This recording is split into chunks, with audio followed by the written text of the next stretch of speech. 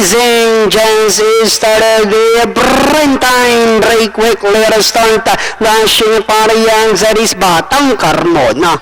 Boundary comes next while Hard Mineral is the early trailer by about 10 lengths up the little lane going along for the first turn. Prime time Batang Carmona applying a little pressure now on the outside, then 4 lengths back in third comes Boundary while Hard Mineral is still racing in less. Half mile distance they traveled.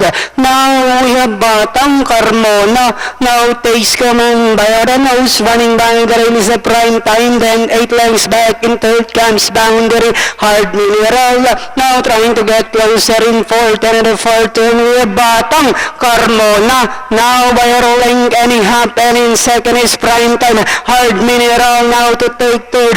Oh, well, Boundary now racing in less, and they are now entering the home stretch.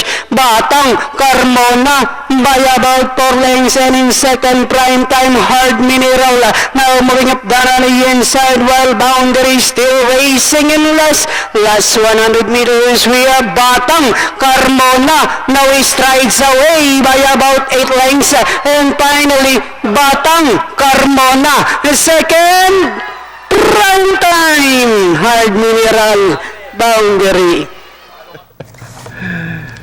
It's the top choice, number 5, Batang Carmona, winning by several lengths at narinig natin sigawan sa baba. Yung sa forecast at mukhang 4 din yun na segundo. 5-4-2-1. Escalera pa baba.